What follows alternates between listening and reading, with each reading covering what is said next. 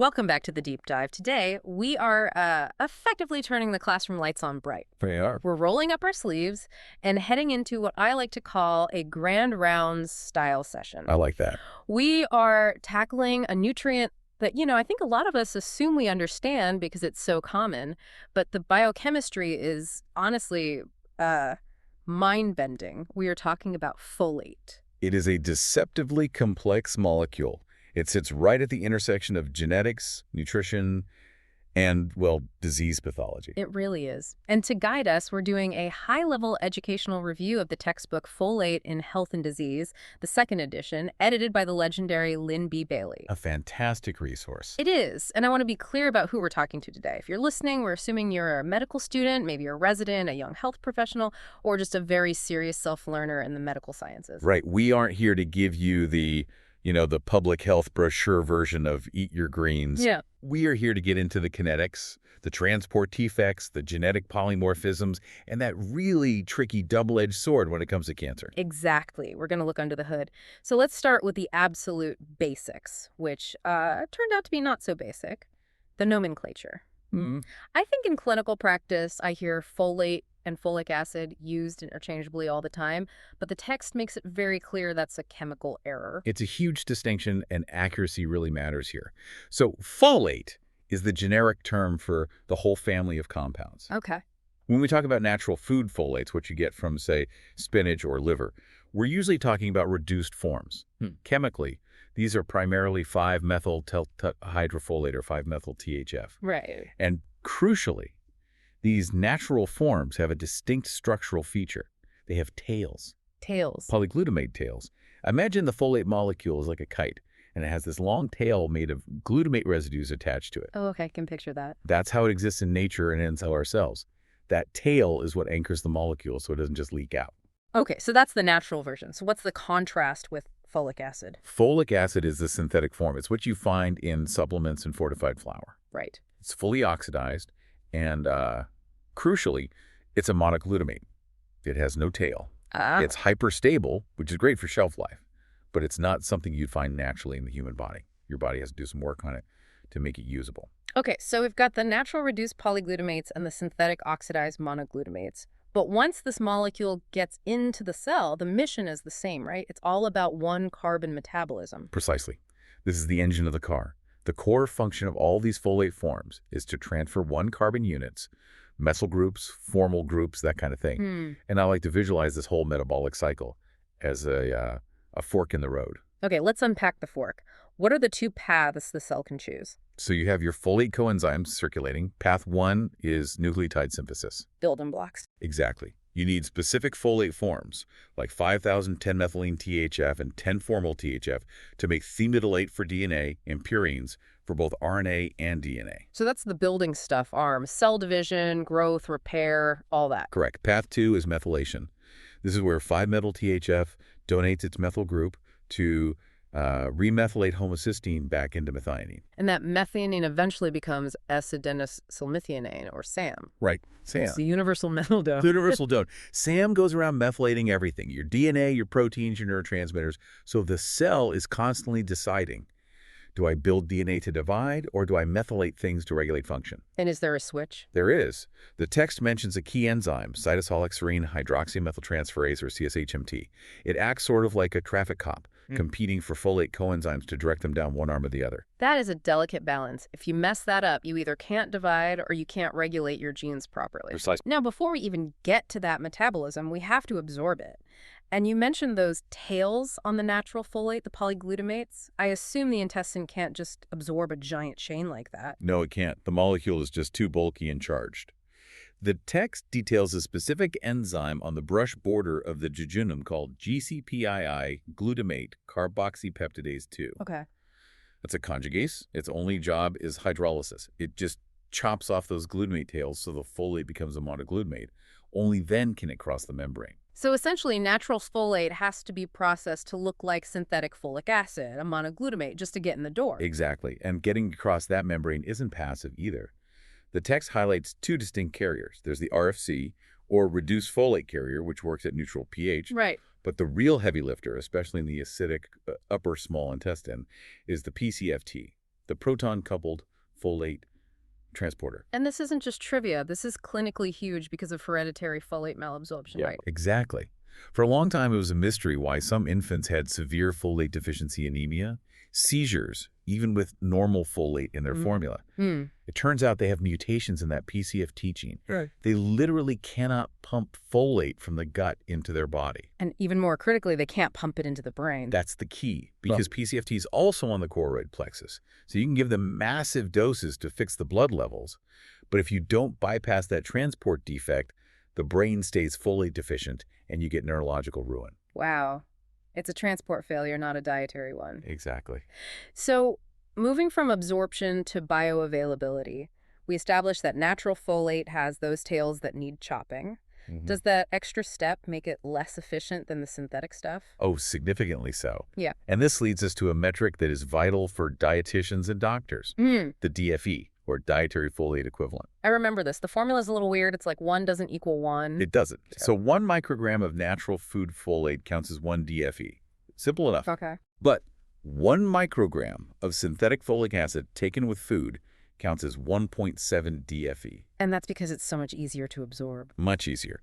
The text basically assumes folic acid is about 85% bioavailable, while food folate is only around 50%. Ah, so 85 divided by 50. That's the 1.7 multiplier. That's it. It's because the natural stuff is trapped in the food matrix, or it degrades during cooking, or that hydrolysis of the tails is incomplete. So if I eat a bowl of spinach versus a fortified bagel, the bagel is punching above its weight class, chemically speaking. It is. But there is a catch, and this is a big one. Okay. The liver has a limited capacity to reduce that synthetic folic acid. It uses an enzyme called dihydrofolate reductase, or DHFR. This enzyme is, well, it's pretty slow in humans compared to, say, rats. A bottleneck. A huge bottleneck. So if you consume too much folic acid, the text suggests over 200 micrograms in a single dose, you can overwhelm the liver. And what happens then? You end up with unmetabolized folic acid, or UMFA, just circulating in your plasma. And the long-term safety of that is questionable. It's still a subject of ongoing research. I mean, it's not naturally supposed to be there. Some studies suggest it might reduce the efficacy of natural killer cells, but the data is still kind of conflicting. The point is, it's a non-physiological state. Let's pivot to genetics. You cannot talk about folate these days without someone bringing up MTHFR. Oh, yeah. It's all over the internet, usually with a lot of misinformation, but the textbook breaks down the biochemistry of this polymorphism very clearly. It does. We're focusing on the methylene tetrahydrofolate reductase gene, specifically the 677C-T polymorphism. This is the variant that makes the enzyme thermolable. Thermolable, meaning heat sensitive. Yes. In the lab, if you heat it up, its activity drops. In the body, at normal temperature, it just means the enzyme is a bit more fragile. It's prone to losing its cofactor. Yeah. And that cofactor is FAD. Which comes from riboflavin, vitamin B2. Correct. And this is just a beautiful example of a nutrient-gene interaction. Okay. So the MTHFR enzyme converts 5010 methylene THF to 5-methyl-THF. That's the committed, irreversible step toward methylation. If you have the TT genotype, the variant, you have a slower enzyme. And so you often see elevated homocysteine levels. Right, because you aren't making enough methylfolate to recycle it. Exactly. But, and this is the part I find most interesting, Yeah. it doesn't always cause high homocysteine. Okay, this is the clinical so what? This is it. The phenotype, the high homocysteine, it usually only shows up if the person's folate status is low. If the patient has plenty folate in their system, the enzyme stabilizes enough to do its job. And the riboflavin status matters too, right? Right, because FAD is the cofactor. Good riboflavin status also helps stabilize that mutant enzyme. So having the MTHFR variant isn't a sentence to disease. It's more of a susceptibility that's modulated by your diet. Precisely. You can't change your genes, but you can change the environment those genes work in. Okay, so let's apply this to pregnancy. This is the most famous application of folate science. Neural tube defects, TDs. We all know the neural tube closes by day 28, often before a woman even knows she's pregnant. But the text goes deeper than just deficiency causes defects. It brings up an autoimmune theory. Yes, the autoantibody theory. Right. It's fascinating. It suggests that for some women, it's not just about not eating enough folate. They might actually generate autoantibodies against their own folate receptors. And those antibodies would block folate uptake. They could block uptake into the embryo or the placenta right during that critical window of closure. So the mother's blood levels might look fine, But the embryo is effectively starting for folate. Potentially, yes. Right. It creates a local deficiency. And on top of that, high homocysteine itself might be teratogenic toxic to that developing neural tissue. Which is why the 1998 mandate to fortify grains in the U.S. and Canada was such a massive success. A huge deal. It essentially bypassed all these subtle defects by just flooding the system with folate. And the stats in the book are, they're incredible. A 19 to 28% reduction in NTDs after fortification. And the economic impact. The text says for every dollar spent on fortification, the healthcare system saves around $40 in care for spina bifida. It's one of the most cost-effective public health interventions ever. But we have to talk about the other side of the coin. The text calls folate a double-edged sword when it comes to chronic disease, especially cancer. Yes. This is something I really wish I learned earlier in my training. It's a critical concept. We had this idea that vitamins are good, so more must be better. But with cancer, it depends entirely on timing. Okay, break that down for us. Prevention versus acceleration. Right. In normal healthy tissue, adequate folate is protective. It ensures you have enough nucleotides for DNA repair. It prevents something called uracil misincorporation. Which is like putting the wrong brick in the wall of DNA. Exactly. If you don't have enough thymidine, the DNA polymerase grabs uracil by mistake, then the repair mechanisms have to come cut it out. If this happens over and over, you get double-strand breaks. Chromosomal instability. Which leads to cancer. Right. So adequate folate prevents the initiation of cancer. So prevention. But what if a tumor is already there, even a microscopic one? That is the other edge of the sword. Imagine you have a tiny pre-existing tumor, a pre-neoplastic lesion like a polyp in the colon. Okay. That tumor wants to divide rapidly. And what does it need to divide? Nucleotides. The raw materials for DNA. Exactly. So if you flood the system with high-dose folate, you're basically providing rocket fuel for that pre-existing tumor to grow faster. That's the acceleration phenomenon. It is. The text discusses this specifically with colorectal cancer. There's a real concern that high fortification levels in older populations who are more likely to have undiagnosed polyps might actually be accelerating the progression of those lesions. That's a very sobering nuance. It's all about the context of the tissue. It is. What about the heart? I remember the homocysteine hypothesis was huge for a while. It was. High homocysteine damages blood vessels. Folate lowers homocysteine, therefore folate stops heart disease. Seems so simple. The logic was sound. Homocysteine does cause oxidative stress and endothelial damage. And folic acid supplements do dramatically lower homocysteine levels, no question. But the big randomized trials that came out after fortification started, well, the results were a bit anticlimactic. No reduction in heart attacks. Not consistently, no. Lowering the marker didn't necessarily stop the major cardiovascular events like myocardial infarction. There is, however, a stronger signal for stroke reduction. Why the difference? It seems the brain's vasculature might just be more sensitive to that homocysteine lowering effect than the coronary arteries are. Interesting. Okay, let's move to neurology. This brings us to probably the most dangerous trap in the book, the interaction between folate and vitamin B12. Yes, the methyl trap. This is the classic medical board question, and for a very good reason. It's a metabolic deadlock. It is. Can you walk us through the mechanism? Why does a B12 deficiency look so much like a folate deficiency? Okay. Remember that fork in the road we talked about? And the enzyme methionine synthase.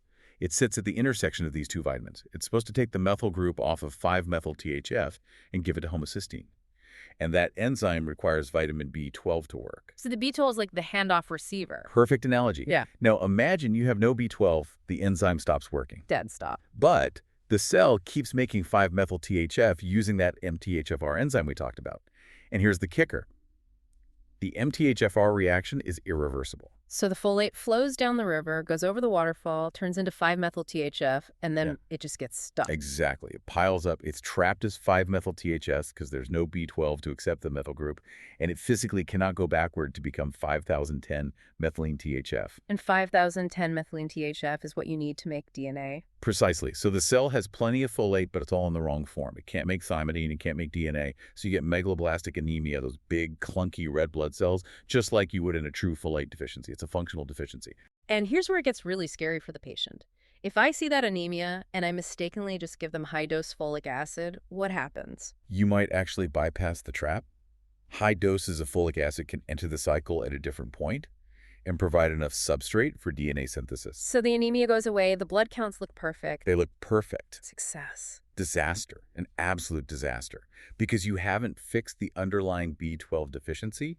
You've just masked the warning sign. Oh, wow. Meanwhile, that lack of B12 is destroying the myelin sheaths in the nervous system. The patient develops neuropathy, maybe subacute combined degeneration of the spinal cord, and by the time you realize it, the damage is often permanent. That is the masking effect. You cure the blood, but lose the nerve. That's it. That's why we always check B12 status before starting high-dose folate monotherapy. Absolutely essential. Okay. This has been a whirlwind tour. Let's do a quick review exercise for the listener, just to lock this in. Let's do it. All right, listener, pull out your mental calculator. We talk about dietary folate equivalents, the DFE. If I have a patient who eats a spinach salad with 100 micrograms of natural folate, and they also take a supplement with 100 micrograms of folic acid, how many DFEs is that? Okay, let's break it down. The 100 micrograms from the spinach is natural, so that's a 1-to-1 ratio. So 100 DFE. Right. The supplement is synthetic, so we use the 1.7 multiplier because of that higher bioavailability. 100 micrograms times 1.7 is 170 DFE. So the total intake is 270 DFE. That's it, 270 DFE. Even though the weight was the same, bioavailability is king. Okay, second review question. If you had to explain the methyl trap to a patient in just one sentence, how would you phrase it? I'd probably say something like, without vitamin B12, your body's folate gets stuck in a metabolic cul-de-sac. It can't be recycled to build new cells, which leads to anemia even if you're eating your vegetables. Metabolic cul-de-sac. I love that. It really captures that irreversibility of the MTHFR step. It paints a picture, right? It does. As we wrap up this deep dive, what's the big takeaway here? We started with a vitamin, but we kind of ended up with a regulator of life itself. I think the takeaway is that folate is absolutely central to the machinery of life DNA synthesis and methylation. And it's all about a delicate balance. Deficiency causes catastrophic defects like NTDs and DNA instability. But excess, especially in the context of an existing disease, really requires caution. It is not just a more is better scenario. And looking forward, the text touches on something really profound for the future.